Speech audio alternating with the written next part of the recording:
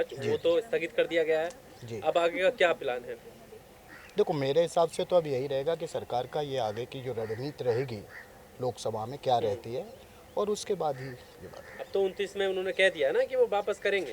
नहीं तो ठीक है, सरकार हमारे किसान नेताओं ने भी अपना एक मार्च कम कर लिया, एक कदम वो आगे बढ़े, एक कदम हम बढ़ गए, हम्म। तो मैं समझता हूँ बात बनती जाएगी जल्दी जल्दी। हटे हो तो भाई हम भी पीछे हट गए, चलो इस तरह आपकी बात सही है, ये 2 कदम वो पीछे हटे, 2 कदम हम हट गए, लेकिन अब बात बनेगी, रास्ता निकले। इसका मतलब सब सही है, अभी यूपी चुनाव में भी कोई दिक्कत नहीं होने वाली है। नहीं यूपी चुनाव में क्या हम इसमें विरोध कर रहे थे क्या? यूपी चुनाव नहीं होने देंगे, मतलब इससे क्या मतलब हो गया? नहीं आपने विरोध नहीं करा। नहीं विरोध करना बहुत, लेकिन यूपी चुनाव में थोड़ी दिक्कत हो रही है आप ही इसमें। तो कह रहे हैं यूपी चुनाव की वजह से कानून वापस लिए हैं और हम ये बात पूछ रहे हैं तो आपको बुरा लग रहा है। अरे भाई उस चुनाव से उन्होंने अपने वोट बैंक के चक्कर में लिया होगा कि हमें नुकसान हो रहा है, तो उसे रोकेंगे कैसे हम? ठीक है आपने बोली ये बात जी। अब जब वापस ले लिए तो यही तो मैं पूछ रहा हूँ, इसका मतलब अब दिक्कत नहीं होगी, अब विरोध नहीं होगा, अब सब मामला सुलटा लिया गया है।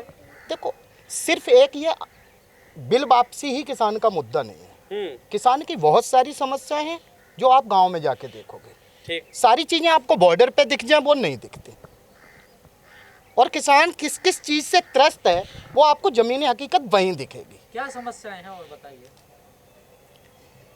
सबसे बड़ी समस्या आप भी वाकिफ हो और हम भी हैं कि जब तक एमएसपी नहीं है तब तक सारी समस्याएं सरकार राजी है उस बात पर क्या कि हम कमेटी बना रहे हैं, कमेटी इसमें से कुछ एमएसपी की स्टेट दिक्कत का भी दूर हो मामला, जाएंगी। कुछ केंद्र का, दोनों बैठेंगे मामला सुलट जाएगा जो भी होगा। तो आप बैठेंगे ना तो दिखने दो। अभी तक तो ये कह रहे थे ना कि एमएसपी है, एमएसपी रहेगी, एमएसपी थी, लेकिन अब बोले हैं ना कमेटी बनाई, तो उन्हें पता चल गया ना कि ये जरूरत थी, तभी तो कमेटी की बात पर राजी हुए हैं। आपको एमएसपी चाहिए, खरीद की गारंटी चाहिए, दोनों अलग चीजें है ना।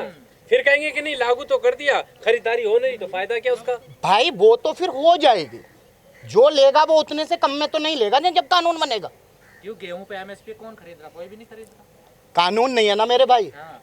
कानून नहीं है ना, वही तो जो कम पे खरीद रहा है उसे जेल तो नहीं हो रही ना।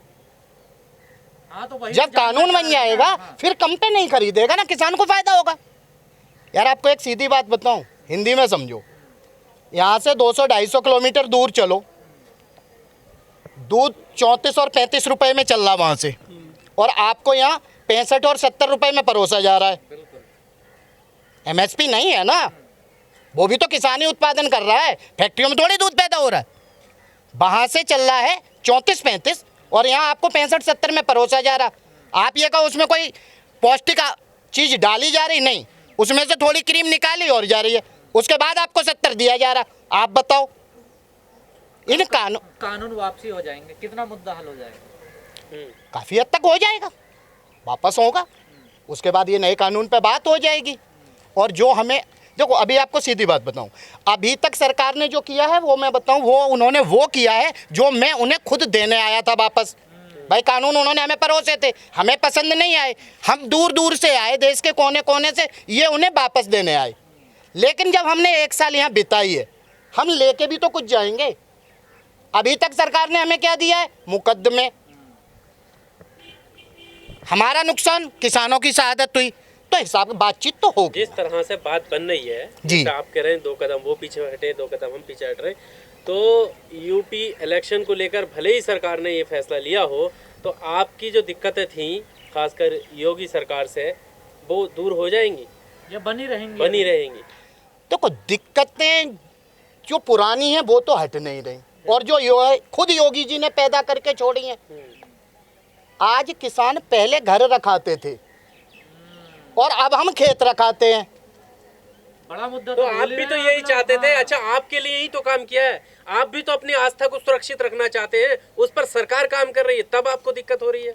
मतलब सरकार ऐसे काम कर रही है। क्यों आप ही कहते गौ माता सुरक्षित नहीं है हमारी? सुरक्षा के लिए कुछ देखो तो करना वो पड़ेगा कहने ना। वाले दोनों तरफ से ताली नहीं बजेगी। आप सोच रहे हो कि आस्था भी सुरक्षित हो जाए और हमें कोई नुकसान भी ना हो। नहीं तो नुकसान ऐसे होगी कि हमारे खेतों में डेल के मतलब सारे खेत उजड़वा के तब न वो आस्था हमारी बनी रहेगी। आपके लिए तो किया जा रहा है, कुछ तो किया नहीं, जाएगा। ये कोई तरीका नहीं है। आप ये डर बनाया गया है कि लोग गाय को पालना बंद कर दिया इनके डर की वजह से, क्योंकि अगर हम गाय पकड़ के कहीं जाते हैं तो जो इनके भगवादारी हैं जो उन पे आक्रमण करते थे, इस वजह से लोगों ने गाय छोड़ी है। इसमें किसी आस्था और उसे मत जोड़ो, सारी चीज़ों को लोगों ने गाय छोड़ दी, क्यों छोड़ दिया, ऐसे ही छोड़ भाई ये कारण था ना, बीच में आपने देखा ना, गाय पकड़ के आप ले जा रहे हैं उसका इलाज कराने, हाँ। भगवादारियों ने हमला कर दिया, हाँ। कई लोगों को मार दिया। वो तो गौ रक्षक है ना। मतलब गाय को, बीमार को इलाज कराने जा रहा और वो उन्हें मार दे रहे हैं तो वो रक्षक है। वो तो यही कहते हैं अपने आप को। यार अब कौन क्या कहता है, इन चीज़ों के सारे जवाब हम थोड़े ही दे सकते हैं। जो पीड़ित है उसे पूछो।